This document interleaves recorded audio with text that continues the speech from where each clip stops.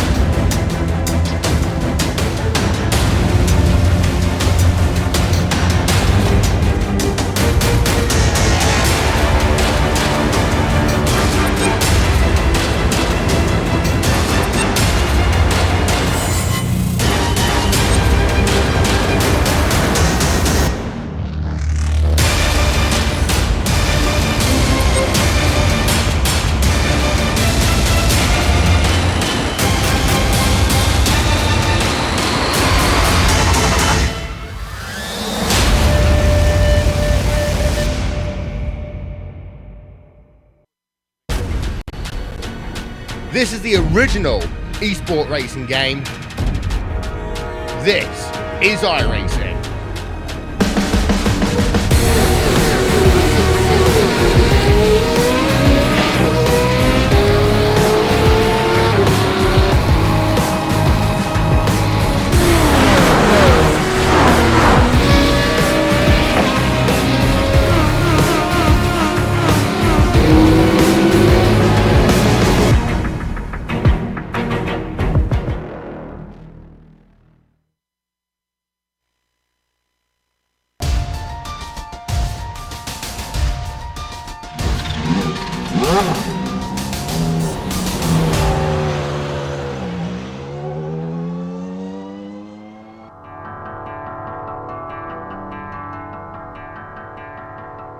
The focus has been so firmly fixed on the Obsidian teammates for the championship, it's easy to forget that Christian Eisler has been consistently and carefully racking up top 5 finishes. The most incidents have been not between Acosta and Diaz, but instead with Garrido. If they continue, it could be the opening that Eisler needs to have a sniff at the trophy. Will the drama continue for the 3rd race in a row at COTA? We'll find out soon as we get ready to watch round 5 of the PRL GTE Sportscar Series. And you'll see it all live here on the Global Sim Racing channel and the iRacing Esports Network. Hi, I'm Joe Peak, and with me in the booth is Adam Young. Behind the scenes is our director, Sean Crackers Ambrose, and he's using cameras provided by Dougie Beard. Though Circuit of the Americas has divided opinions among fans and drivers, there's no denying that it's an impressive facility. Why don't we take a closer look at the course and its beautiful surroundings with our track guide?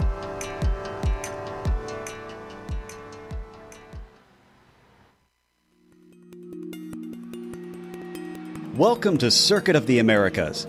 The cliche of everything's bigger in Texas rings true for this track in the Lone Star State.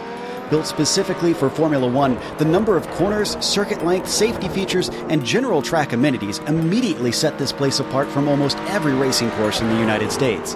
Of the 3 layouts available, the most widely used is the Grand Prix circuit, which tops out at a whopping 20 turns along nearly 3.5 miles. Many of them have been modeled after well-known sections of European tracks such as Silverstone, Hockenheim, and Istanbul. But compared to those venues, this place still has lots of unique challenges. Turn 1 in particular features the largest elevation change from the lap and culminates in a blind and sharp hairpin. The penultimate corner is just as tough, with its off-camber apex and sudden drop forcing many to escape to the paved runoff on the outside. And though it was meant to lure F1, many other series have now raced here, ranging from IndyCar to WEC, IMSA, and even V8 supercars.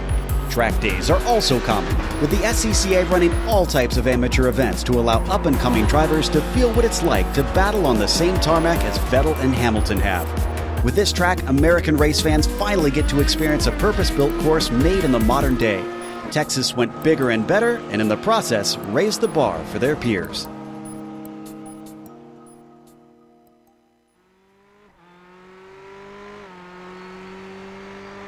You can see a lap around Coda, and of course, Adam, the drivers will have plenty of runoff, but it's not the runoff I think they're worried about. It's all the bits between that.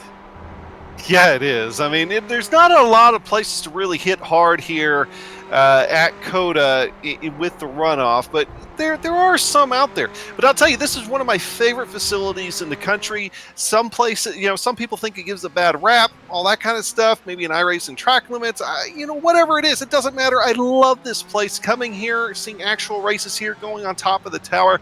That's what we've got today. And of course, running the full layout here, there's two other ones in addition to this, all 20 turns here at Coda this afternoon, 3.427 miles. We're going to go around here for 60 minutes. But Joe, very excited to be here at Coda today.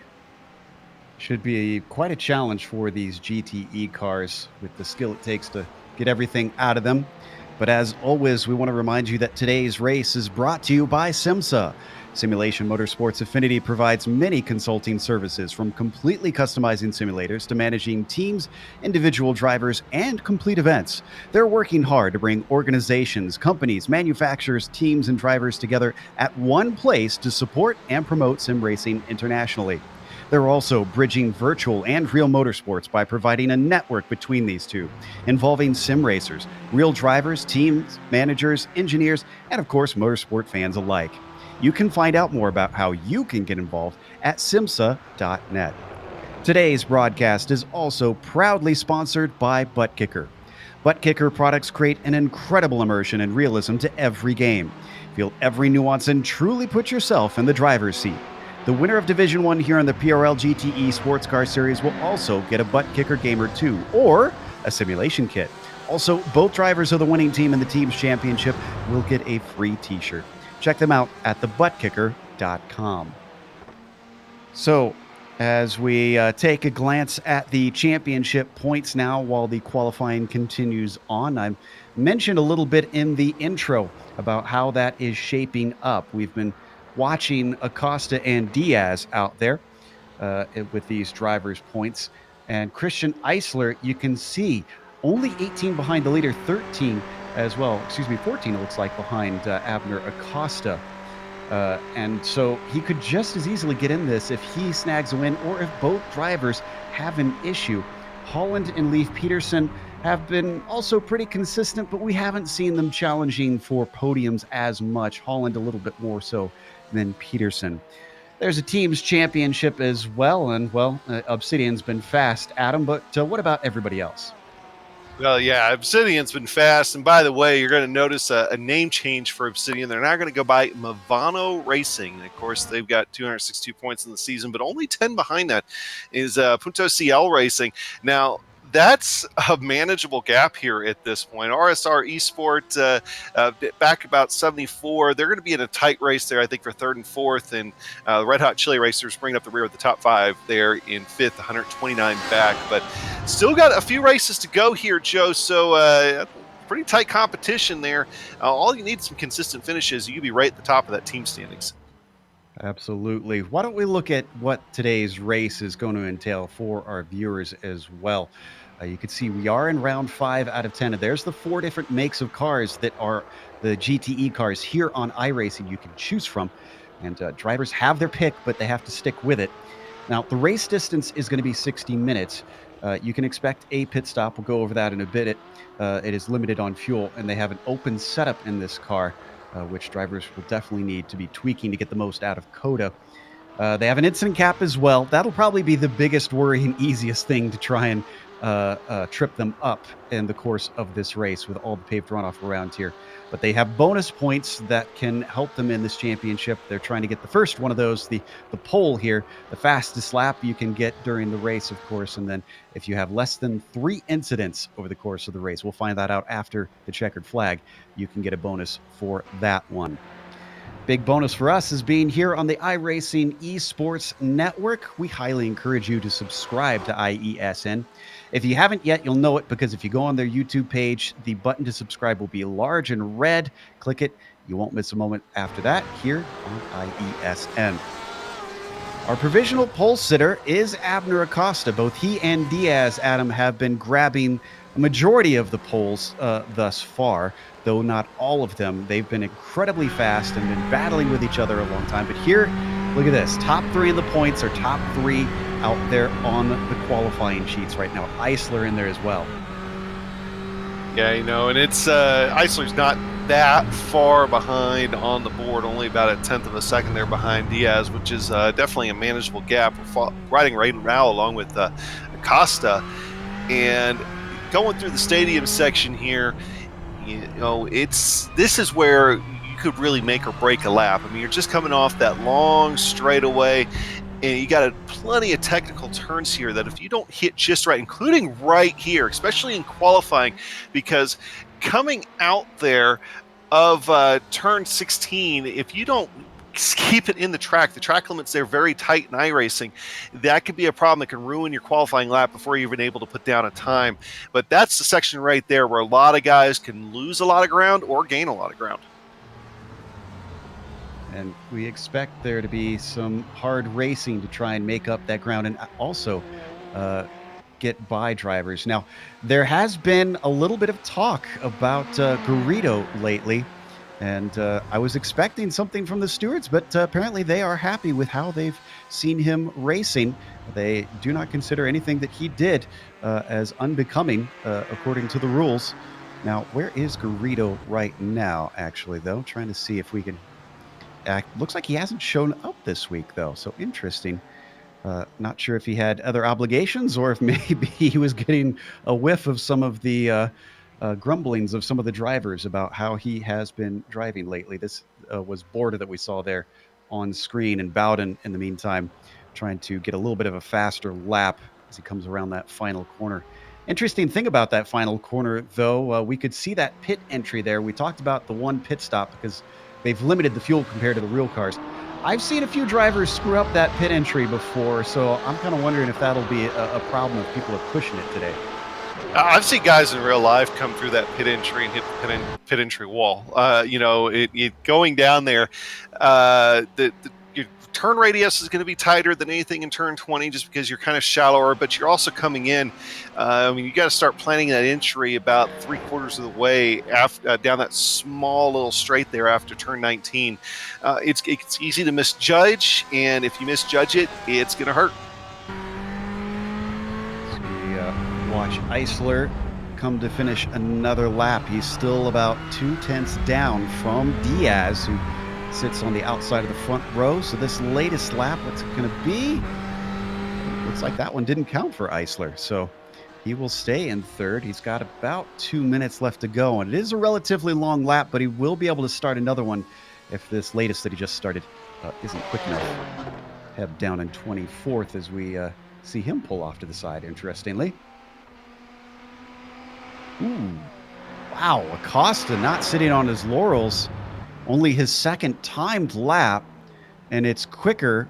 2/10 now between himself and his teammate. So that's going to be a pretty significant gap right now. Acosta, first one to really dip into those 58s here. Now, if you guys did it in practice, but you might have a little bit of draft and that kind of stuff involved with that. I mean, that back straightaway here, you can really knock off some time. But still waiting for a few guys to show what they did in practice as far as qualifying times here. Watching Diaz now, and we saw Pfeffer on the screen before. I was mistakenly referring to him as Pfeiffer before, but there is no I in the name. So I'll try and limit how many times I accidentally messed that one up. But Diaz, let's see if he's messed this lap up or if he's gone quicker. Well, he must have had an off or something somewhere because that one didn't count for him either. And actually, I think Pfeffer, who's in fourth, just has decided he's done with qualifying. So he pulled off of the track and is not satisfied with trying to start another one.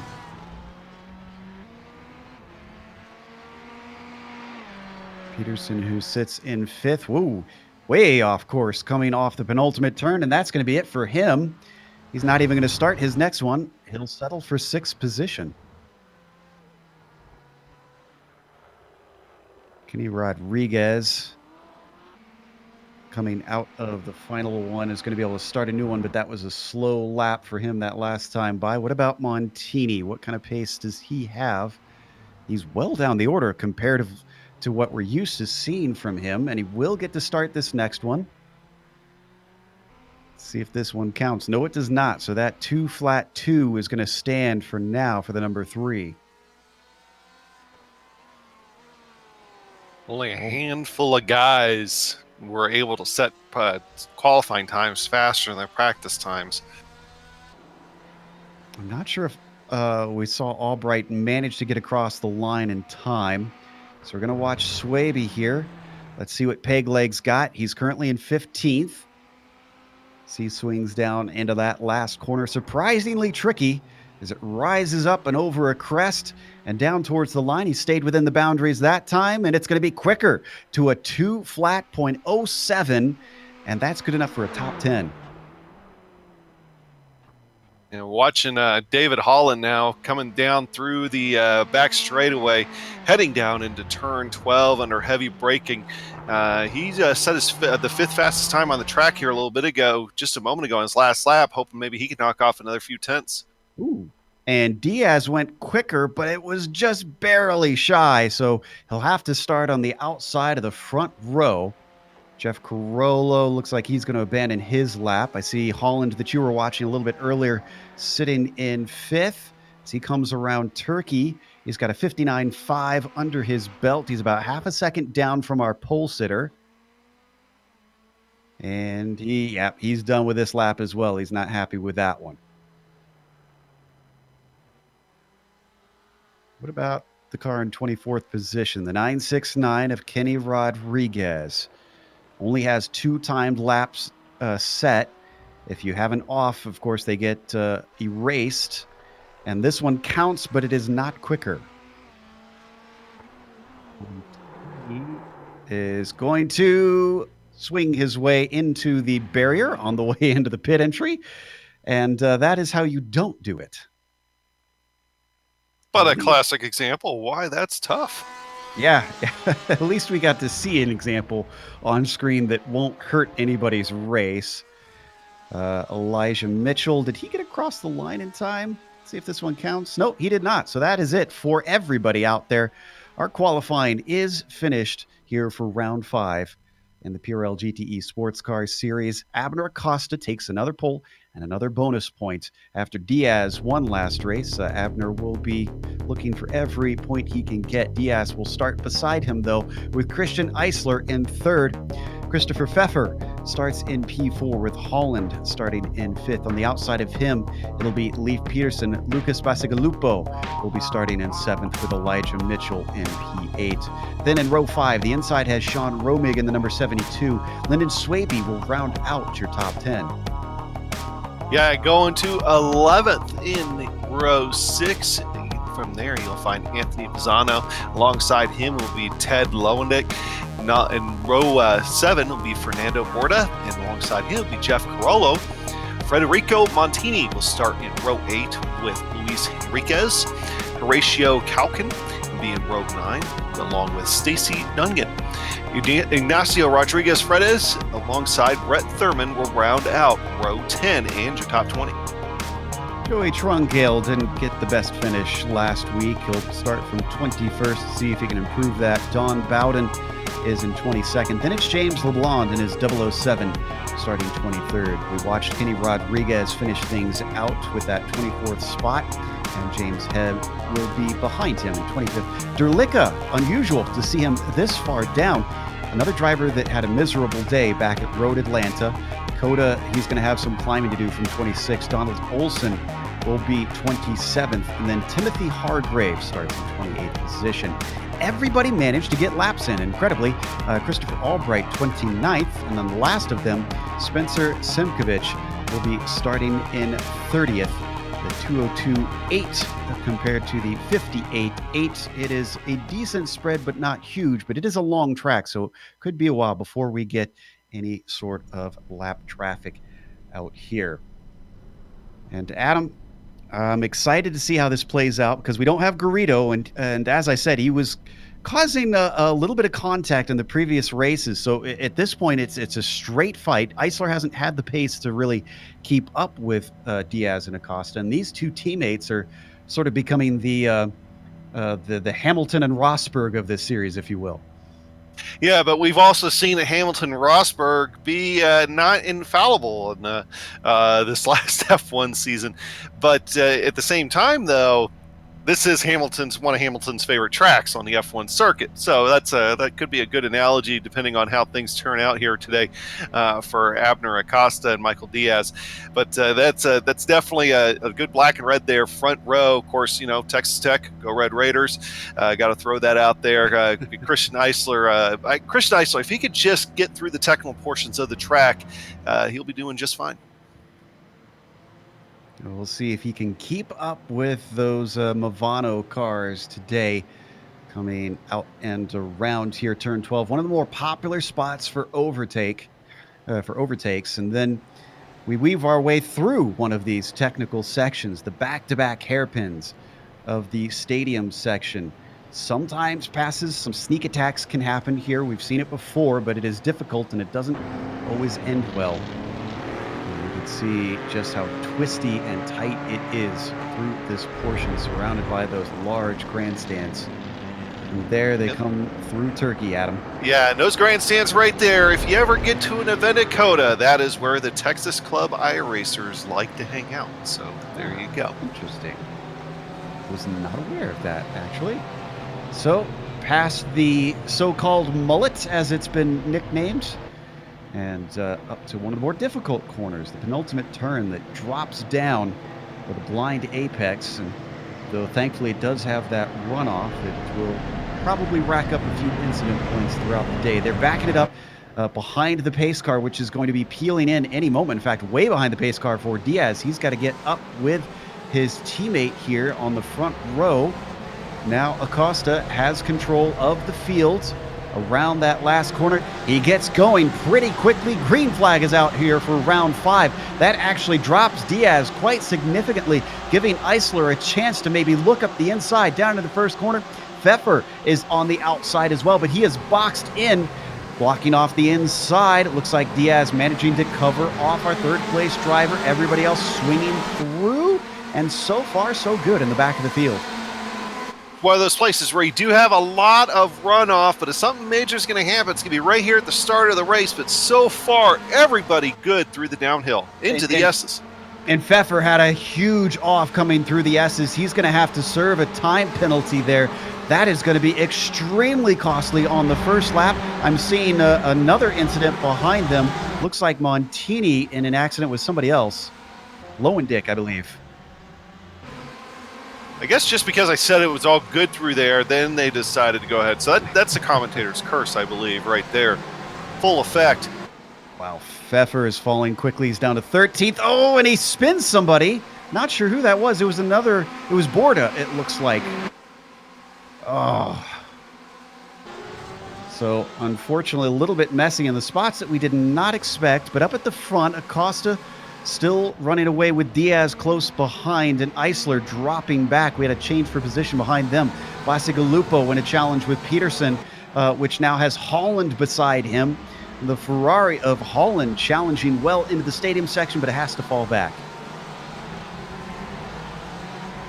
Meanwhile, right up front, Diaz putting the pressure on his teammate, actually. Yeah, he might be trying to get around him here. Of course, being teammates, they're in communication, going to take it nice and easy. Wait for a good opportunity to make that move. But there's one thing about putting pressure on a technical track like this is that's going to give Eisler the chance he needs to maybe catch up, especially if their lap time starts slowing. Ooh, Diaz ducking down to the inside. Not sure why. He's not nearly close enough for a pass, but maybe just showing himself in the mirrors for his teammate Acosta. Actually, I wonder if that was maybe more to break up a little bit of the draft back to Eisler. Yeah, that's an interesting thought. It's that uphill section there. I mean, we've seen a few onboards as we've gone through the broadcast already. That is not a gentle hill. I mean, that is a very steep hill. So any bit of draft that you can get to make it an easier job on your engine to get up that, it's going to be huge. And Eisler did fall back a little bit after that. Looks like Dunnigan, for some reason, had an issue, and I think that was in the first corner. Actually, ooh, this was contact with Fredes. This is worth a replay. Hard contact even. Unfortunately for Dunnigan, Fredes was able to continue on, and Stacy lost 3 positions. There you see, turned completely around in the hairpin.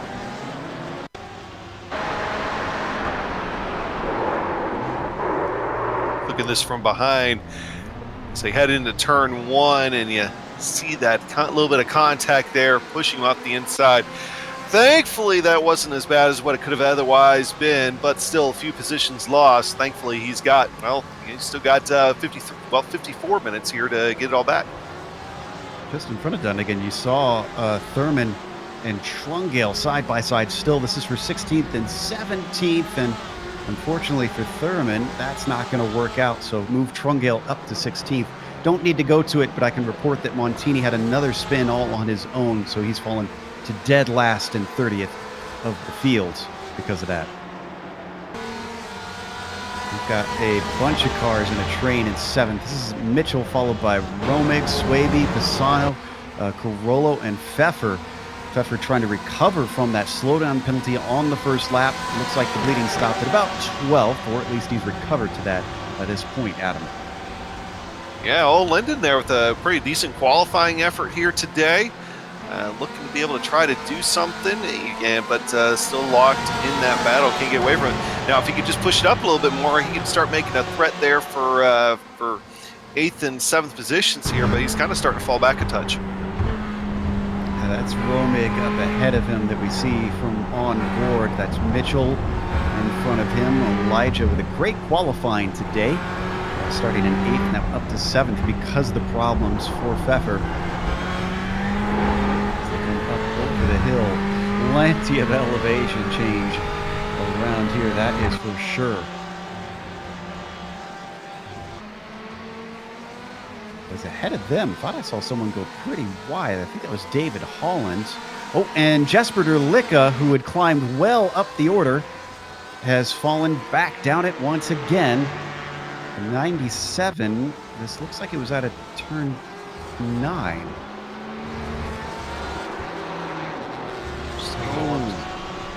Tank slap. Yeah. And then slapped it into the Tech Pro barriers for good measure. You know, the car gets so light there. That's one of those places where you have that kind of elevation change. And, you know, I've called it before, and people like it. In old NASCAR terms, that was called the hospital wobble. You know, it's... You wobble a little bit, next thing you know, you find yourself in a wall, and that's exactly what happened to Jesper right there. Yeah, that sent him all the way down to 27th. It looked like he was around 20th or so. Yeah, and that brought him well down there. He qualified 26th, so he had made great progress up until that point. Meanwhile, our leaders are closing in once again, but it is Diaz following Acosta. Now, here's where it gets tricky, Adam. And races this season, Acosta has been using the fuel strategy quite well to try and get the 2 wins that he's gotten, and at times just simply get the lead. But last round, we saw Diaz do the same thing and take the victory. So I wonder if it's going to be a case of after you today, that neither of them really wanting to lead? It very well could be. I mean, because you know this isn't known as a drafting track, although there's a few areas where you certainly can, and we've already talked about the front straightaway, and of course you got the back straightaway as well. But you're not going to save a whole bunch of fuel behind somebody, not in that way. So that's I don't know. He might just be maybe that's one part they didn't talk about was fuel strategy when they're going to pit. You know, just in the interest of competition between the 2 teammates. Maybe they have talked about it. Looking a little bit back behind them, Peterson still ahead of Holland, but Holland is applying some pressure. Jesper Derlicka in the same place, just put it right back into the Tech Pro barriers. Oh, well, what do they say about madness? Is trying to do the same thing twice and expecting different results. So Jesper down to 29th after heavy damage. Last round, we saw Leif Peterson the highest Porsche for many of the laps, and he's doing that again, except he's even higher this time, up in P5. We've seen Leif Peterson quite a bit in GSRC broadcast over the years, and he's one of those guys too that can be very sneaky. I mean, doesn't always qualify the greatest. I mean, today was 6th, which is a pretty good effort, but always finds a way to be there at the end. Maybe one of those kind of days for him. He's positioning himself well, that's for sure, as they climb up the front stretch towards turn 1. Holland staying right with him, but it's not just his mirrors he's looking at. Whoa, as way wide goes Bacigalupo in front of him. That's the Ferrari you just saw almost go off the course, but that checked up Peterson, if anything. And now Holland on the attack, rather, but they swing it into the S's, and it's very hard to pass through here. Yeah, and that was a two-factor thing. If you look at it, Leif Peterson also went really shallow on that turn 1 entry. And I think he was just doing his best to kind of diamond that off. And then when he came out of it, there was Lucas. He wasn't expecting him to be there. So, yeah, he definitely got out of the gas and let Holland get to the back of him. All works out. No change of position between 4th, 5th, and 6th. But now they come to the back stretch. If maybe we could see Holland get a run, and he looks decent. He will get a slipstream, but I'm not sure he's quite close enough. Yeah, maybe not close enough to make a move. We're going to see here, though. Maybe try to outbrake him going into 12, but that doesn't always work out. So now he's going to stick right behind him and try to keep up with him here going through the stadium section. Right on board with Holland now. Just trailing in behind, getting into the tire tracks of that Porsche. Looks like he's not going to be able to really make too much in the way of inroads through the slower sections. We've got a chance to look at the replays of this start because we had a couple different incidents to look at here. Going to look at Montini's accident. Now, again, was involved with Lowendick, and I'm not sure if they made initial contact or if it was after someone made a mistake here. Let's see. Montini in the green car that you see there. Oh, he got his nose in. Yeah, that'll do it. And both of them go around. Lowendick's not going to be happy about that one, sending them from the mid-pack well down the order. And Montini's actually since retired, so he maybe got a little bit of damage from that himself. Coming back live, Diaz is dropped off of Acosta here, it looks like. Yeah, it just had a few bad corners. I shouldn't say bad, just not as fast as Acosta, but that was all it took to kind of open up that gap now to about a second and a quarter. And sorry, then Holland got just made a move. Holland just managed to get Peterson. I happened to glance over, and he got a great exit out of 10 down towards 11. Usually we expect it to be at the end of the backstretch, and it was at the start here, Adam. Yeah, this is one of the sneaky passing points here on the track. If you're able to dive it down in there into 11 and still get that good run going down to 12, you could easily complete a pass right there. But you've got to be able to hit the marks exactly right there and hope that they don't draft back up on you down that long back straightaway. Well, a little bit farther down, Pisano and Carollo in a big battle. This is for 9th position. Just behind them, that's Pfeffer and Swaby. Wow, Pfeffer on his teammate trying to find a way around, but nothing working for now. The pink on these cars, I know it's in honor of Breast Cancer Awareness Month, but pink on a Porsche just... I mean, it makes me think of the old pink pig scheme that they had.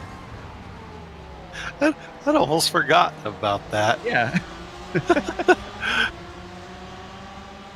Still can't believe that was actually a thing, but yes it was. It was indeed. The throwbacks that harken to the mid-70s that Porsche used to run that sponsorship. Meanwhile, up and around the first corner, Pisano holding them back. I wonder if Carollo's not going to fight too hard if Pfeffer gets a run. Because, again, that's his teammate, and he's a little bit out of position here. And still a good recovery drive here by Pfeffer after that, tumultuous first 2 laps for him. He fell all the way back down. I think it was about 15th or 16th there, the very early running, and now already recovered to 11th. Yeah, for those just joining us here that didn't see the first couple minutes, it was a cut course penalties for poor Christopher Pfeffer that caused him to have to slow down on the first lap and give away a ton of positions. Seems a little stuck behind Carollo. You could see coming down the backstretch, Jeff having no intentions of pulling over. Let's stay with this, but just an update. Ever since Holland got past Peterson, he has dropped him like a rock and set off after Bastigalupo. So clearly it looks like Peterson was the plug in the spigot. Yeah, he's quite a bit faster. So that's he's actually, let me take a look at his lap times here ever since he got around. I think it's been about 2 laps now since he got around him. Just trying to get that pulled up here, and yeah, 2.5. So what did so he was 0.3 faster than Lucas that last lap. We'll see what he is here coming around this time, and he was actually faster than Eisler, so actually almost by a half second. So he could have a run here at second and third eventually if he keeps it up. Certainly, and you can see he's closing, well, you can't see because we're still on this battle. I said to stay on this battle. Of course we would, as they were coming up to the front stretch. But now we take a look at Bastigalupo and get a glance at the gap between them, which keeps coming down.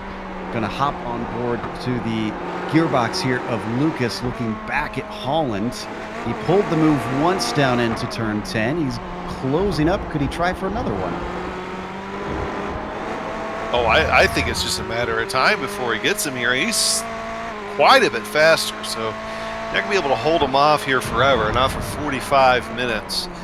It's almost, honestly, one of those things that's like, do you try to let him by at a certain point where it doesn't cost you a lot of time, just because of the fact that you also don't want to fall back into the clutches of Leif Peterson either? I'd say let him by when you're going to pit. Frustrate him until, you could. You very well could. Coming in. Yeah. Hold him up. We're getting close to the pit window here, at least the very beginning part of it. Yeah, we should see maybe 1 or 2 come in, but it's rare that we get too many drivers try and go for a short stop, possibly those who have gotten damage. We've only lost 2 drivers, and I think those are the only 2 really with severe damage that we've seen. That was Derlicka and Montini, who have left us with 28 still running. Oh, and Pfeffer, did he just get 2 for 1? Or did he lose? Oh, he almost got the position is what I think it was. And now he's finally going to get it past his teammate as Christopher Pfeffer just goes past Carollo for 10th. Take a look at how that kicked off. I said you can make passes into the stadium section or in the stadium section. Look at this. Around the outside. And there wasn't grip out there, but there was grip coming off the corner. Gets his nose in and pulls a bit of a Verstappen there. Yeah, see, that's one of those ones where you get a chance to go to Coda, you go up on the tower, you look down, and it's great watching those kind of moves. You see them quite a bit. They just wheel around that section of the court. Did I say court? Man. I mean, you can consider it a court. But meanwhile, Timothy Hargrave has had a spin, and I'm checking to see if this was helped. Oh, there was 2 separate spins in the same corner at the same time. It was Hargrave, and trying to figure out who the other one is. It was LeBlanc. It was his teammate. Wow. Well, whatever they've got, whatever setup they've got on the car, Adam, I think it's time to go back to the drawing board. Yeah, that's turn 20 is a section where you got to be, in most rear-wheel drive cars, you got to be really careful getting back onto the gas right there. Watch from LeBlanc's perspective, and I said they need to work on the setup. Well, they were in 2 different cars here, a Porsche and a Beamer. There goes one, and target fixation means there goes the other. It's a bit of an embarrassing moment for the SRT team. Both of them, well, one of them is still running. James LeBlond is running, and then unfortunately, I'm pretty sure that I saw Hargrave take a tow. Now that Pfeffer has gotten past Carollo, he's got Pisano in front of him, and he's only half a second up.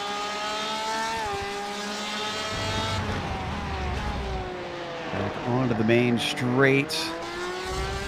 Don't forget ahead of them about Sean Romig, very much within the sights and not too far away that Pfeffer could run him down in the near future.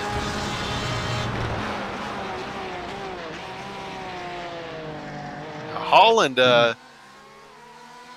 had fallen off of Lucas.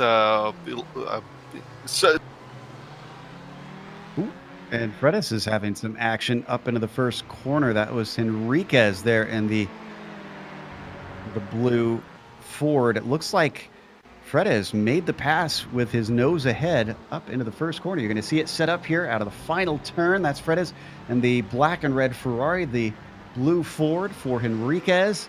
Didn't have an answer. Maybe tried for the over-under up here under braking. But in the end, he had to give it up.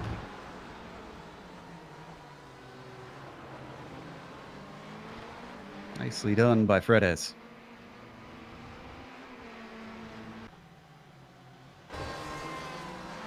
That gives him 14th position.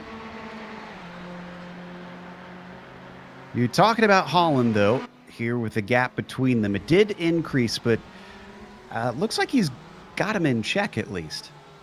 Yeah, he was right. Holland had gotten right back underneath the rear bumper there of Lucas, and had fallen just back off here in the last half lap anyway.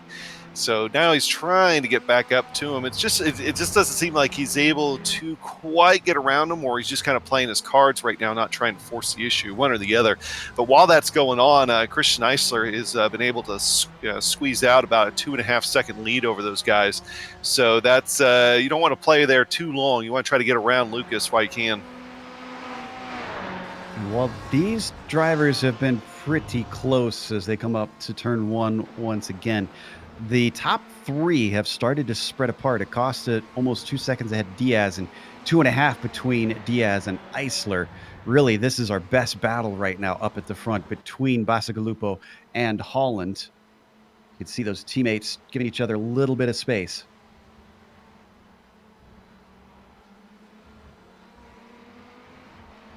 Holland riding right behind his fellow Ferrari.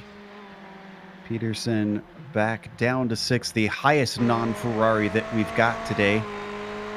This season has really been the season of the prancing horse here in the GTE series, with this car being very, very fast and taking up most of the top spots.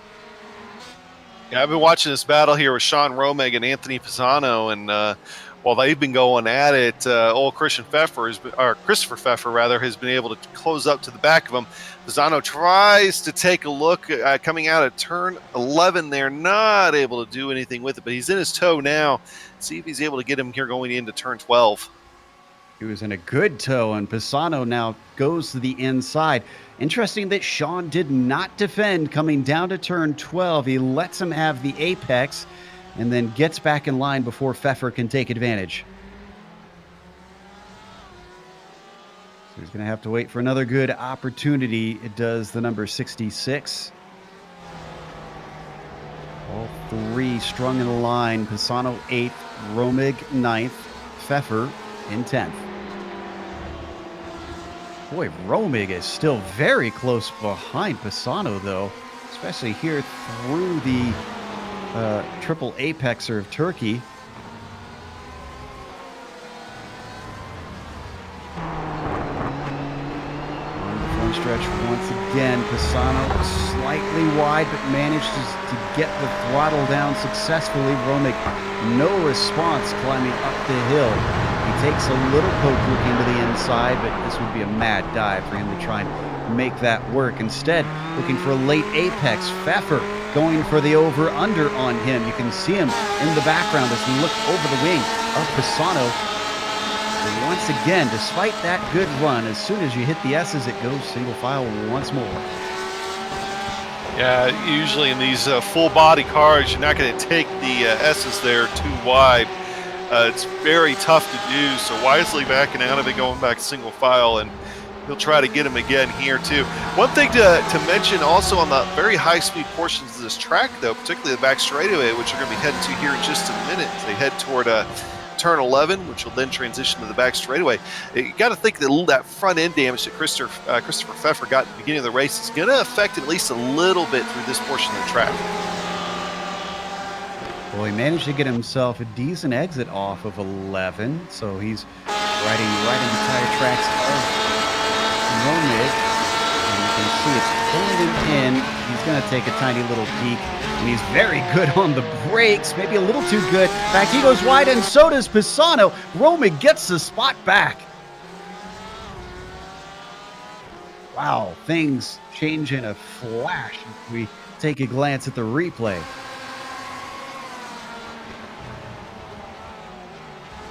I think he got a little too fixated on what was going on behind him, maybe, or just misjudged the braking point. But right there, that was almost 2 spots lost there if it hadn't been for the fact that Pfeffer ran a little wide himself. 2 spots is what Joey Trungill just lost doing the exact same thing. Don't need a replay. As now we finally got a change for position, up and forth potentially. Holland gets to the inside and overtakes Lucas. Great stuff. Let's take another look at that. And actually, you know what? This started even before that. Look. This was the pass happened out of the penultimate turn when Bacigalupo was a little bit slow, but he almost got it back coming out of the final corner, and then it all kicked off once more and finally settled up at turn 1. So it took a few corners for them to get that worked out. Now, for some reason, we've seen Dunnigan in the pits. I'm assuming for repairs because Stacy was in there for nearly 2 minutes. And since then, Bowden has also come in for what I believe is a scheduled stop.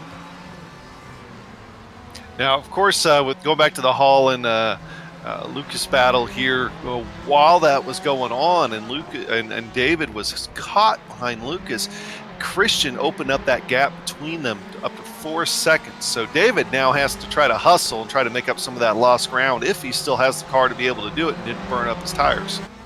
Well, we won't get a clear picture yet because obviously the first corner was going to be slow for Holland, so this won't be a representative lap. We'll have to keep watching and see what he's got underneath them.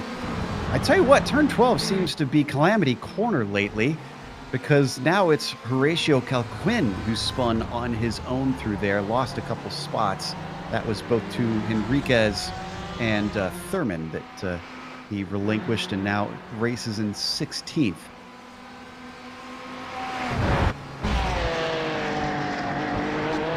Following the progress of Christopher Pfeffer, he's still chasing Pisano for 9th.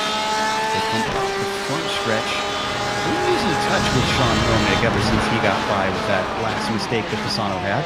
Oh, and now it's Romig's turn to have a mistake as he was way wide. You could see up at the hairpin.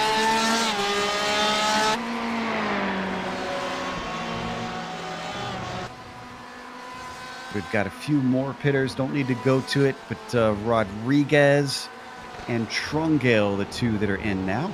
And I was wrong, Bowden not in for a standard stop. Bowden has been in there for 2 minutes, so he must have hit something that we didn't see.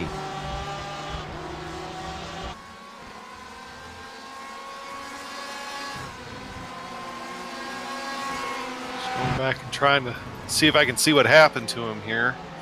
So far, I haven't had any luck to see what happened with Bowden. While Adam is checking into that, we're watching one of our battles onto the back stretch here. This looks like Pisano still that we're seeing chasing Romig, but also trying to run away from Pfeffer. The 66 from New England Not close enough down into 10, but a lot tighter at the apex. This could set him up for something into the stadium section, which we've seen Christopher do before. On Bowden, I don't see really any damage on his car. I didn't see him hit anything, at least in the 2 laps before he came in. I did see him have a really hot pit entry, but he was able to keep it off the Tech Pro barriers there by about a half an inch. So I don't know what's going on with him, but he has obviously dropped like a rock because of the him being in pits. Out of the penultimate turn one more time and on to the front stretch. Pfeffer potentially trying to set him up with a run, but it's not looking successful. In fact, he's going to drop a little bit of time as Pisano very strong in that Ferrari coming up the hill into turn one. Getting pretty close to the halfway mark. I think when they cross the line, it will be just about exactly halfway.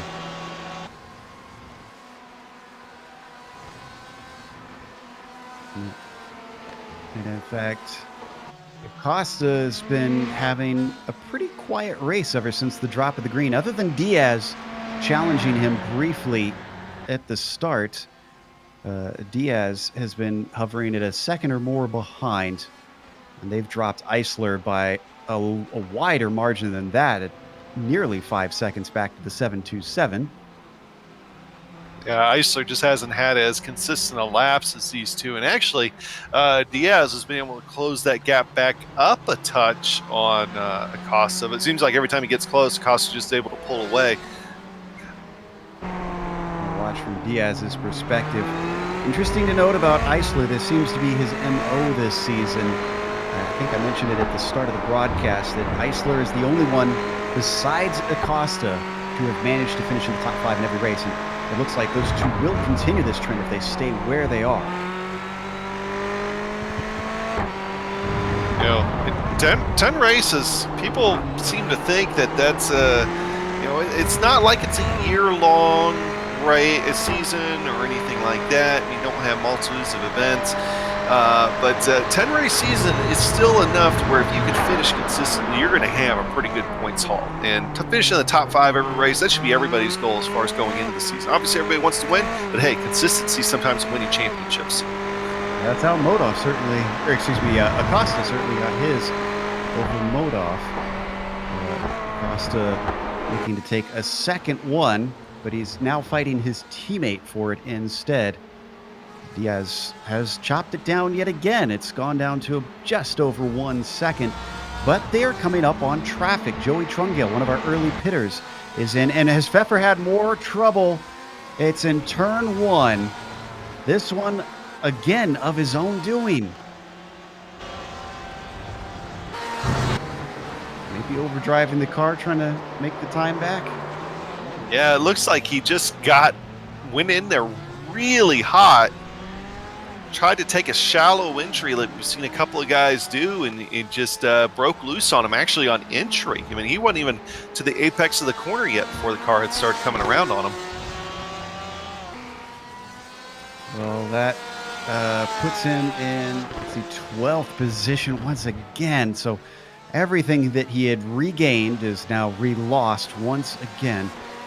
Well, Christopher's going to want to forget this day, especially after his bad race at Road Atlanta. He certainly could use something a little bit better. Maybe already thinking ahead to next round when they head on over to Silverstone, another relatively new track, at least on iRacing. What about Cal Quinn, who we've been glancing at every once in a while, side by side this action down here? It looks like Thurman going to be able to come away with that one. That's P15 for the 69.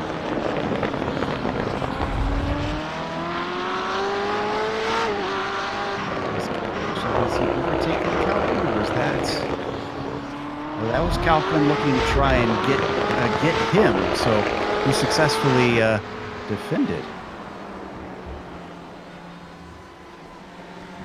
Oh, but that's going to hand it right over after such a good move down into turn 12. Thurman going wide down through Turkey. makes it easy. Pfeffer has decided it's time to come into the pits. Let's see if that pink 66 actually returns to the track, though, or if he's going to call it a day. Would not be surprised, too, if we start seeing more cars coming down pit road. Actually starting to see lap times fall off a touch for some of these guys. So might be time to come down and, top off the tank, make sure you can go the rest of the way. And it'd be interesting to see in this scenario with this particular track, who takes tires and who doesn't. Thurman joined in the pits. Meanwhile, Borda and Heb, they are fighting for what is now 15th, now that we've had the cars come in. Heb currently leading Borda. Just guiding the two of them through the S's. Oh, but he's way wide through that left-hander there. Into 8 and 9 and over the hill. He's got to clean it up or else he's going to give an opportunity to Borda down into 11.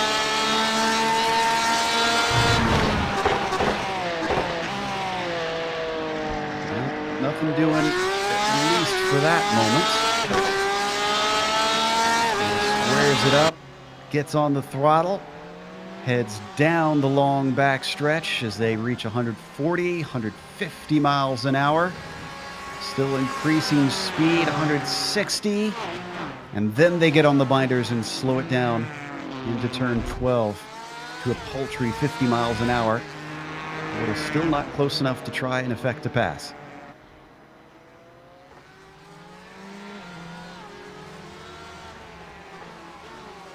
Just kind of follow up one of the things I've been watching here with Holland and Eisler, whether he was going to be able to catch him or not. That last time by was actually one of the few times I've seen Holland run slower than Eisler, but it was only by 1/10 of a second. And the times he's been running faster, it's only been about by 1/10 of a second. So unless he's able to gain a lot of time on the pit stops or Eisler makes a mistake, Holland might be fighting a losing battle after getting stuck back there for a while. Let's take a look at those laps and get a better idea here. And there's bearing out exactly what you just said. Holland actually slower the last 2 laps even. Yeah, that lap 13 there, you got it. That was back when he made that pass, which is the reason why there's such a time disparity on that one. It's a long time to get around here. Just shows you, even though it was that long ago, it still shows up on our lap charts. So Holland's going to have to start hustling if he wants to get on the podium. But we've seen that Eisler is a pretty cool customer this season. 24 minutes left to go. Now we're starting to get towards the end of the pit window as well. Back to Borda once again. Oh, and Borda just got it. Just past Heb in an unusual place. Did Heb get maybe... Stay with this. Yeah, they're not going to repass, it looks like. But Heb up and over turn 9. I wonder if he gets the pyramid here. Oh, he did. Whoa. Wow, he clobbered that. He's gonna hope that he doesn't have, or I hope that he doesn't have a butt kicker on that car. Because then it lived up to its name if he did. Yeah, he'll be sore tomorrow. And that's one thing too. Here in the iRacing version of COTA, we've got those huge things. Watching Borda just really run wide there again. Those pyramids are tall, and especially going through the S's, you hit those in an open wheel car, they might launch you. But in real life, COTA has gone through different iterations of those. They're not as tall as they are anymore. Whoa, Borda's going to almost spin it. Half spin there going through, I think that was turn 19 he was in. He's just going to take it down pit road. Yep. Time to get new rubber. Maybe a change of pants. Wow, great job by Heb to avoid that as well. No car contact that I could see. Let's watch on the replay. Yeah, Ford was coming loose, and there was inches to spare between them. Woo! So, great heads up by both drivers. Borda comes in. Pfeffer is our highest pitter right now. He did come back out on track. He's not giving up. A quitter he is not. And Swaby is the next one after him.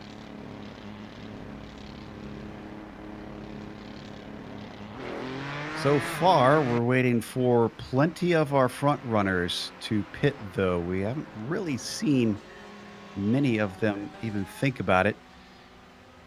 Got a nice battle between two that we've been watching a little bit earlier. Freitas and Henriquez down into turn 12, but Henriquez not close enough to get the spot back quite yet. The exchange happened earlier in the race in turn 1.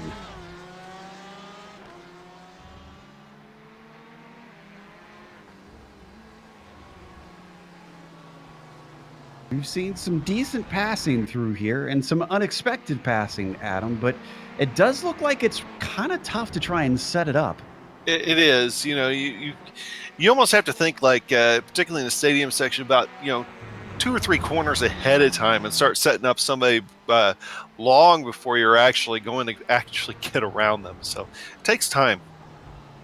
Meanwhile, Romig has pit. Pisano has as well. Looks like Carollo in. Now we're starting to get a few drivers up towards the front of the field. Enriquez going to abandon that battle to try and take a stop.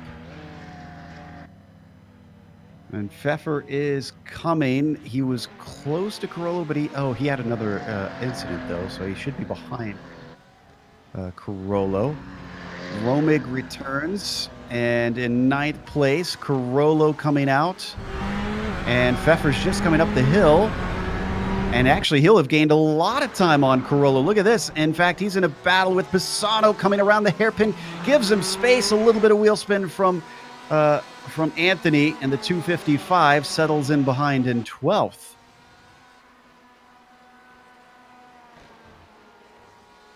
Close, very, very close. And that, I almost say that early stop worked out very well for Pfeffer. I'd say he gained a lot of time on them. He did, and then that's it's kind of what he was going for. If it's one of those things, if you can't really pass him on the track, try to get him on pit road, and he's definitely done that, recovering from a few mistakes. I wonder if that is what Diaz is doing, because he just came into the pits as well. So Michael Diaz down looking for his stall as Acosta continues on. Eisler doesn't pit. Holland does. Dominoes starting to fall. Bacigalupo in. Peterson in. Then we got a big gap behind them. Mitchell joining, but Freitas a long ways behind. Can't really appreciate how long this pit road is until you go down at the amazing speed of 39 miles an hour. Exactly. Diaz is back out, and Diaz is in clean air. Interesting. Nobody near him in front. Holland back out. Returns in 4th place. Also in a whole lot of clear air himself. So does Acosta and Eisler respond? I think Eisler has to. Eisler's in traffic right now. And I think some of these guys are going fast enough, they're slowing him up. Yeah, there you see them right there. That is Heb and LeBlanc.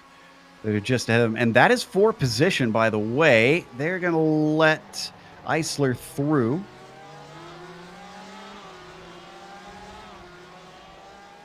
So it gets at least one of them. We're only waiting on Albright to pit. He's in 15th. And then our top 2, Acosta and Eisler. Actually, Abner is coming up towards the pit lane now. Let's see if he elects to come in and listens to Adam's advice.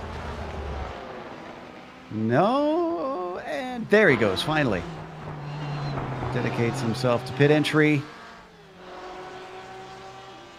Christian Eisler still stuck in the lap traffic. He ducks in. Yeah, I think that was the only smart play that Christian had right there, was try to come in and get away from those guys, because they were definitely slowing him up. That's actually the thing that Holland wanted to see. He wanted to see something like that happen and try to gain some ground on him like that. We're watching Diaz come in onto the front stretch. Acosta at the very front stall because he took the pole. He's already out and past the line. Diaz has his speed up, but Acosta has a short run to the hairpin, and Diaz was not able to jump him. In fact, I don't think he even gained time on it. Yeah, at least eyeballing it, they seem to be separated by... I think Acosta gained time on him. Not a lot, maybe just a couple of tenths, but that gap is definitely wider than what it was. And I don't think Holland gained on Eisler either. It's about 6 seconds between them. So instead of dramatizing the end of this race, it looks like our drivers have sort of snuffed the flame out a little bit here. And the following 15 minutes could hold something for us, though, because we are catching traffic now. We've already seen how tough some of the traffic can be to get around today. So I can report that Albright, our last driver needing to pit, has now come in as we glance at the battle for 10th, which has given us a little bit of action here. Pfeffer, Pisano, Swaby, 3-car fight. Could become 4 cars because that is Corona right up the road.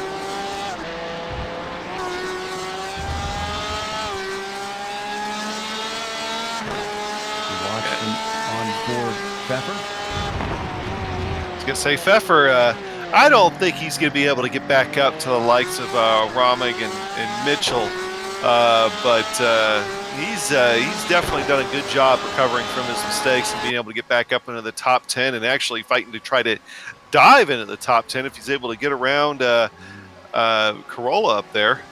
I think he's not even thinking about Corolla right now because he's having to go defensive on Pisano, who had a great run down the back stretch, and he holds that Ferrari back for the moment.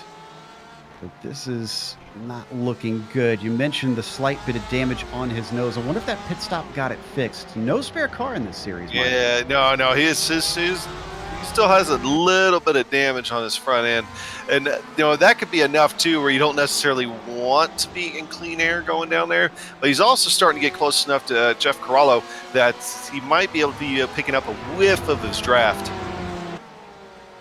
I think this is settled out for now. So with all the pit stops done, let's run you down our top 10 real quick and give you an update on how the stories have been unfolding, starting with Acosta. Put it on pole, got a great jump. He saw Diaz get a little bit bigger in the mirrors the first couple laps, but since then, he's been pulling away, and the pit stops really seem to have put the nail in the coffin.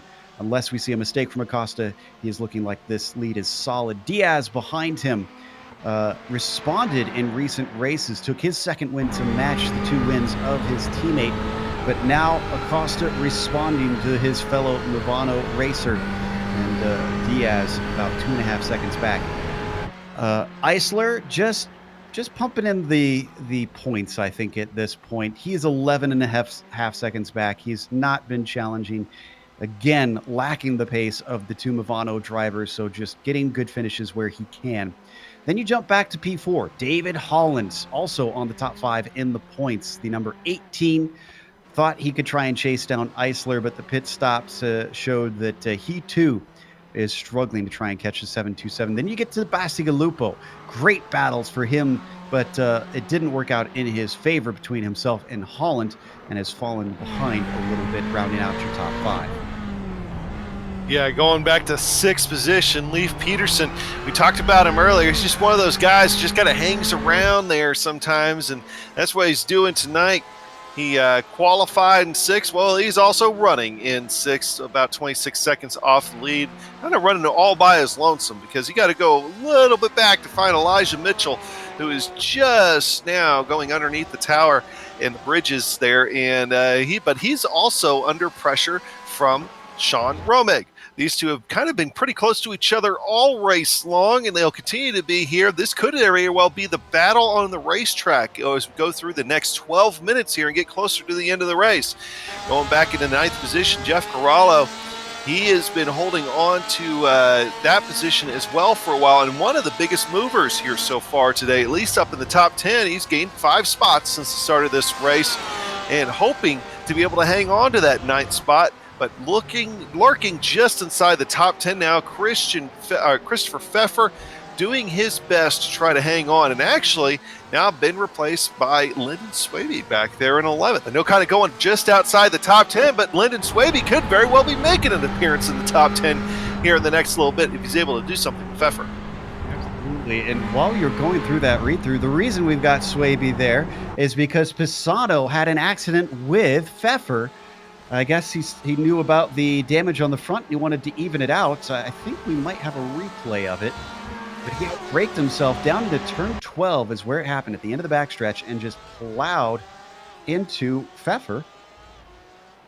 Looks like we may have just missed it there.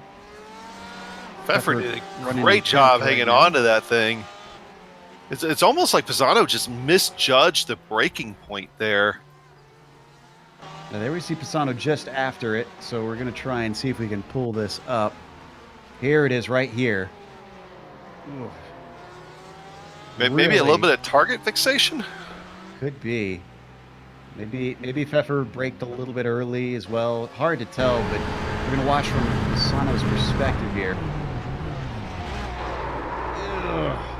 At least it wasn't a harder hit, and it didn't turn Pfeffer around, but it had to have given him at least a little bit of damage on that splitter.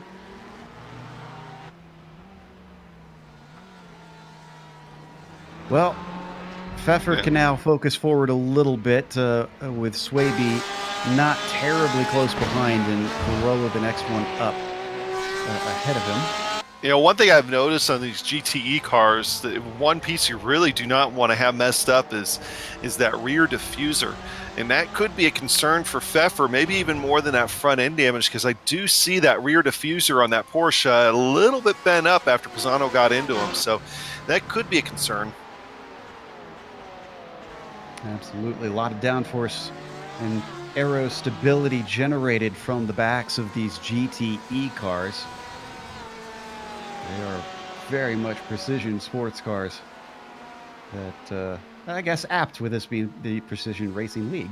So he continues to follow his teammate, who's playing no favors and not letting him by in the last 10 minutes here. Oh, did we lose Joey Trungale? We did. He didn't hit anything, so I don't think we need a replay necessarily. Just for some reason, he pulled it off track and... yeah, just retired the car. Meanwhile, back to Romig. Pit stops were not kind to Sean. He's down to 8th, unfortunately. Because I believe he was higher up than this, was he not? Or am I misremembering here, potentially? Maybe I'm misremembering, because I'm seeing he qualified 9th. He's in a nice little battle with Elijah Mitchell, regardless of the situation. I'll have to check my notes here. The 149 just ahead. Another driver who qualified fairly well with an 8th place, currently running in 7th. Yeah, I'm been watching here, and I was thinking when we were doing our rundown a few minutes ago, this might be the battle on the racetrack to kind of close us out here. And so far, it's shaping up to be, because I think Romig is faster, but you know, Mitchell's obviously fast enough. It's giving him a headache trying to get around him. We're going to come back onto the main straight.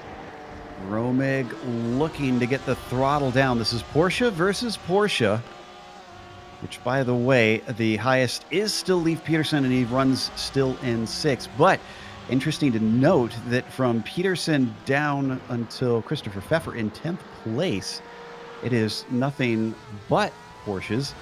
Actually, it is perfectly split. All 5 Ferraris in the top 5, all 5 Porsches in the bottom 5 of the top 10.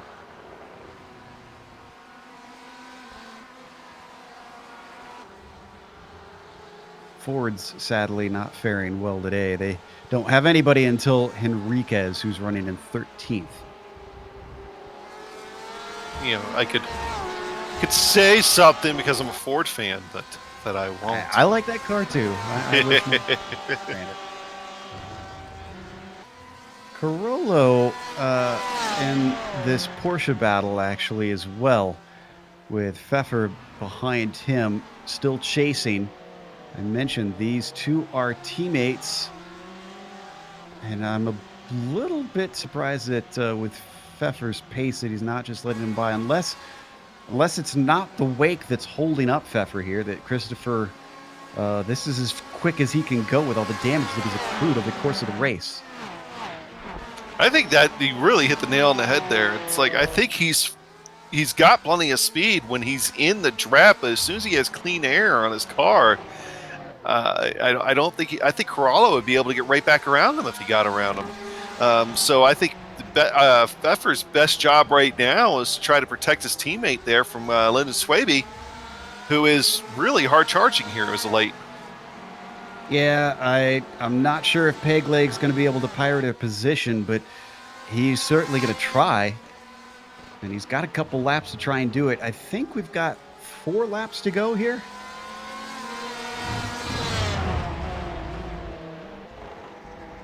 Open around that last corner. Oh, very wide for Corollo. Pfeffer gets a decent run, and he's going to reel him in. Gets it down to about a car length. Looks to the inside. No defensive move from Corollo, but he still turns into the apex and says, no, you may not pass. So what you're saying is he carries a big long stick and has a big long white beard. And he also speaks softly. Uh-huh. At least that time he did. So was that a little Gandalf Churchill right there? Is that what we're going to go with? That's fitting.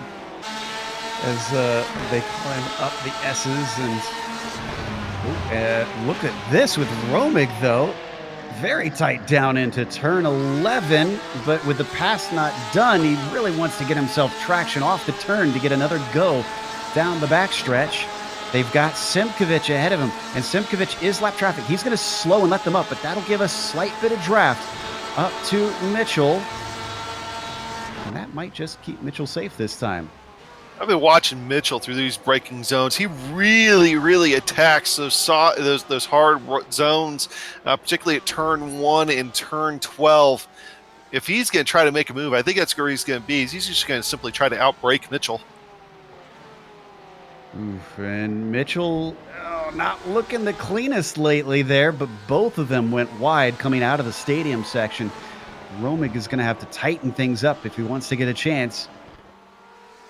Out of Turkey and into one of the error-inducing corners, number 19. But both of them looking nice and tidy through that one.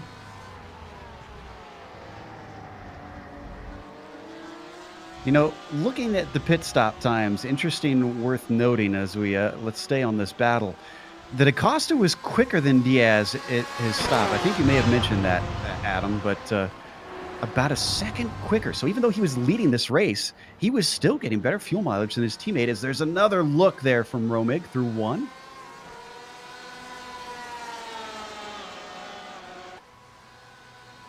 Has to fall back in line. He had a little bit of a thought about it. It amazes me that Abner has been as good and as quick as he has this season, considering he's had some of the quickest pit stops. Now, it did bite him.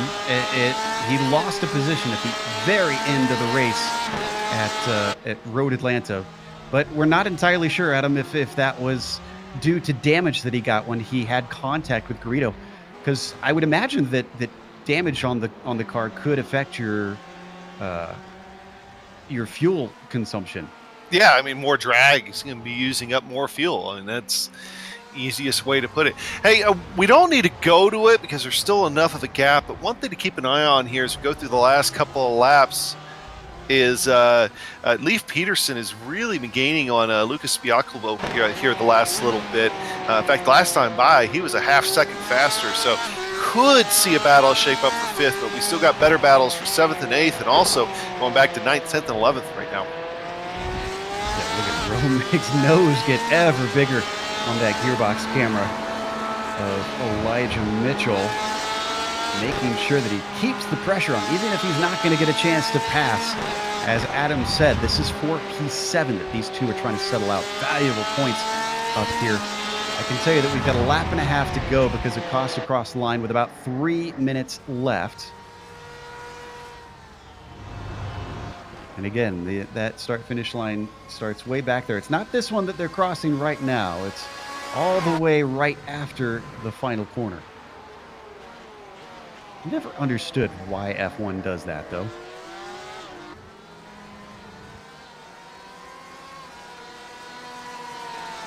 Director blames Bernie. I think you could blame a few things on Bernie, good and bad.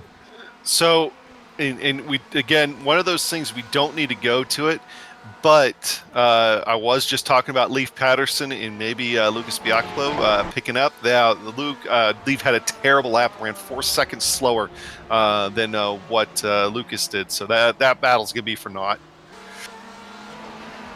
Yeah, at this point, with the separation we're seeing between a lot of the drivers in the top 5, it's focus on your own race and just bring it home.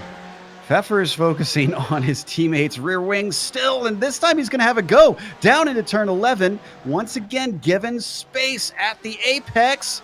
Can he get the launch off the corner? Not nearly as good, but he can duck right back in and get a second bite of the apple.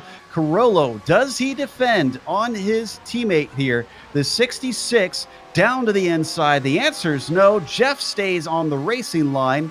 And this one's looking a lot better as long as he doesn't outbrake himself. Christopher tucks it in nicely, but this loses 2 positions for Carollo potentially.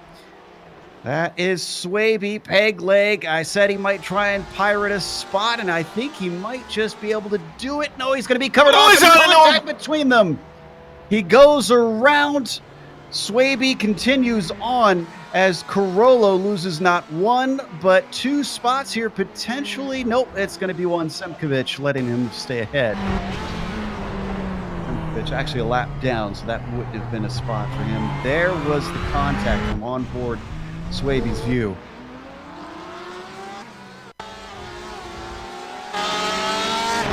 And I know Lyndon. I mean, he's gonna feel bad about that, but he also realizes racing's a contact sport. Sometimes happens. I mean, he'll take his 10th spot, but he'll still feel bad about it.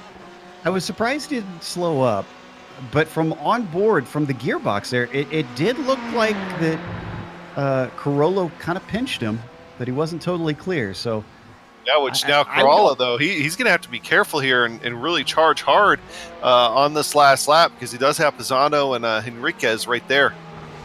We are on the white flag lap, and Acosta has just a few more corners to go. He is going through where we saw that spin as he goes by those tire marks on the ground.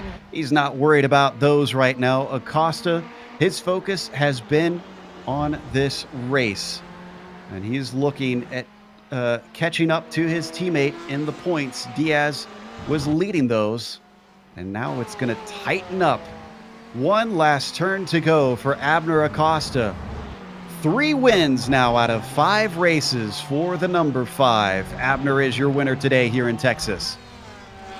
Diaz comes home in second, just behind him and just shy of pace. Christian Eisler, a distance back, but still the points are the same. Meanwhile, on screen, and that battle is done. Mitchell breaks loose there, coming out of 16. Swapping positions multiple times, but his own mistake is what costs him in the end. This is going to give... Oh, Mitchell, Carollo back here has lost those spots. He runs Henriquez wide a little bit. Pisano's going to take 11th position here from Carollo as they went through the stadium section, now underneath the tower. That got very interesting, very tight, really quick. It did. And Pfeffer takes 9th ahead of him. Swaby, obviously, with 10th, but this is the one that's going to be settled out in the final corner. Pisano trying to keep the over-under from Carollo, and he does it. Pisano manages to put himself into 11th. Battles don't end there, though, because Thurman, with his SRT teammate Rodriguez, both BMWs looking to try and finish this out, but way wide. Brett Thurman using up one of his incident points, because I'm guessing he has some to spare here at the end. Looks like that one is going to go to Rodriguez then, as These are essentially our last cars in the lead lap. Olsen is going to follow them home a ways back. So we're going to take a break here on the Global Sim Racing channel. We'll come back with the unofficial results as well as driver interviews. If you watch on screen, you'll see all the upcoming races here on the GSRC.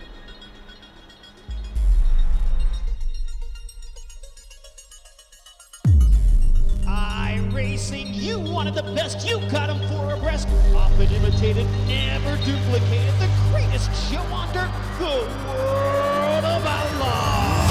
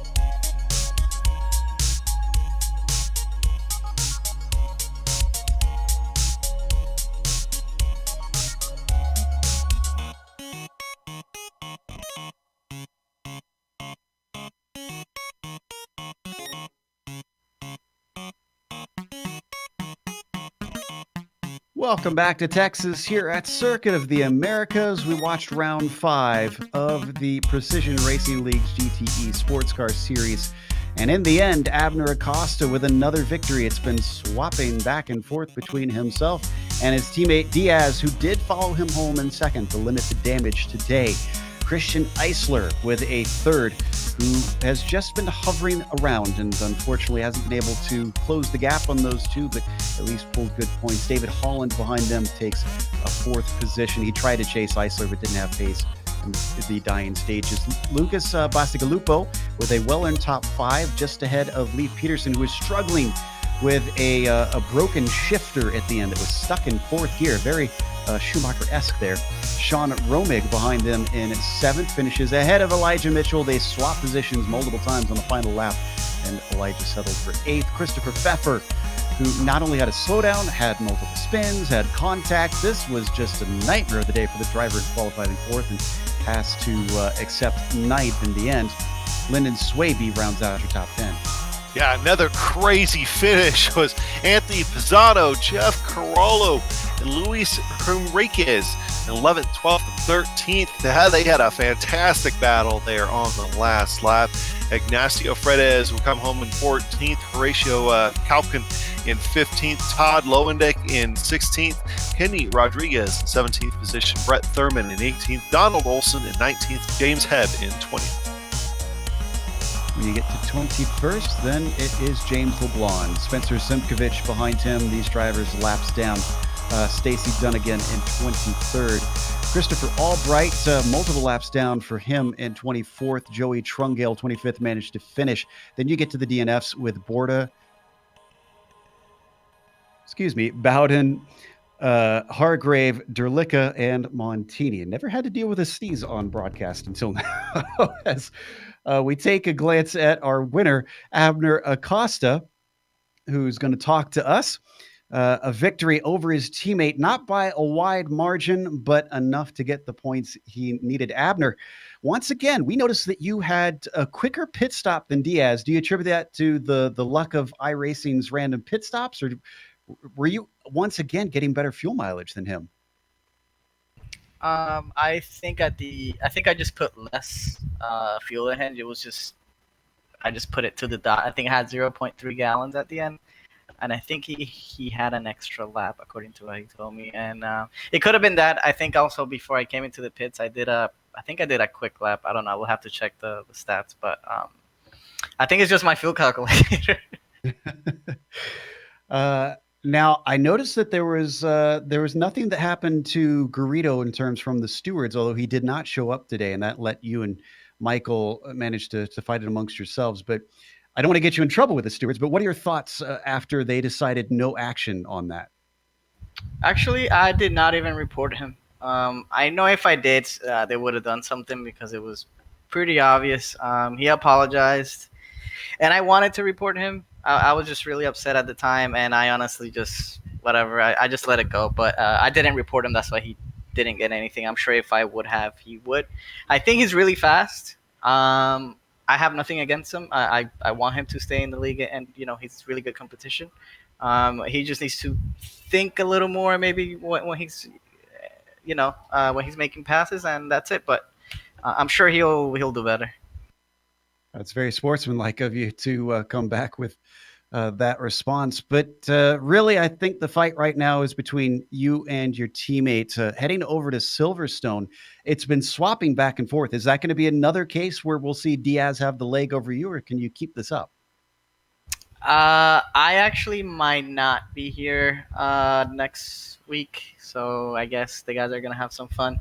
I'm going on a little vacation, so I'll definitely be here the week after that, but I'll definitely probably get no practice. But yeah, so I won't be here next week. Well, that'll clearly be the drop week for you. Again, congratulations on the victory, sir. All right, thank you guys. I want to thank my team, Ivana Racing, the guys, Michael, Moises for spotting, and I want to thank Butt Kicker and Simsa and you guys for broadcasting. Thank you. That was your winner today, Abner Acosta. And up next, we have second place's teammate at Movano talking to Adam. It is Michael Diaz. Michael, you had a great run out there again today, but once again, coming up just right back behind your teammate Abner Acosta there. Now, you still are in the points hunt, though, and Silverstone's coming up quick. Just heard that Abner might not be able to make it, so you could have a good points day there. You still have your eyes set on the championship? Hi guys, how's it going? Yeah, like I think I'm still leading in the points. Let's just see how it goes in the next few races. Just to see if I could keep the lead. And of course, they did bring up that you're going to be going to Silverstone. I don't know why I said Silverstone, probably because it's a town near me, but Silverstone here next week. Now, of course, it's another track. It can be a little tighter, and you got a couple of good sharp angle corners. How well do you think you'll be able to bring that Ferrari around there? I'm not entirely sure. I got new hardware, and then I'm getting used to it, and it's kind of difficult so far. And I don't know if I'll be able to race as well, because something I might be busy on that day or something. Oh, okay. So that could make the points very much interesting here. So, with that in mind, though, of course, you do get that drop week, though. So, you're gonna be able to finish out the rest of the season even after Silverstone at that point. I'm not sure if I'll be able to race the race after that one. I don't know. The league I think drops people who miss two races, so I'm not sure at this point. Alrighty. Well, hey, great run today, and hopefully we'll be able to see you next week. If not, we'll see you after that.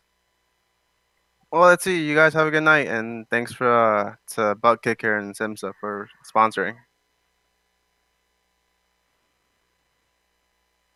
All right, and that'll be the end of our interviews. So, thanks to Abner and Michael for coming and talking to us, and also a big thank you to our sponsors. Simulation Motorsports Affinity can be found at simsa.net if you would like to get involved with them, and if you are part of the sim racing world, I suggest you do. Now, also a big thank you to Butt Kicker, who are providing the prizes for the second season here. Their products can be found at thebuttkicker.com. Also, a big thank you to iRacing for putting us on the iRacing eSports Network once again. Make sure and subscribe. It's very easy. Just click the button that says subscribe and you get all of their races in your YouTube feed, just like that. Thanks to the companies that provide the software and the hardware for our broadcast listed here on your screen. And additional thanks go to June Lalonde, who provides our wonderful music. See the screen for how to get a hold of more of her great work. Thanks to the team today, Adam, Sean, and Doug. If you'd like to find out more about GSRC, including upcoming races, you can find it at globalsimracingchannel.com. Our social media is Twitter at GSR Channel, Facebook at Global Sim Racing Channel, and Instagram at GSRC_Graham. We mentioned at the next race, heading over to the new version of Silverstone that they're going to be racing. Glad to have that on the surface finally, and that'll be Tuesday, October 22nd at 9 p.m. Eastern. We have upcoming races for other series listed on the screen, so check those out and mark them down on your calendar. But until next time, race clean, race hard. We'll see you on the track.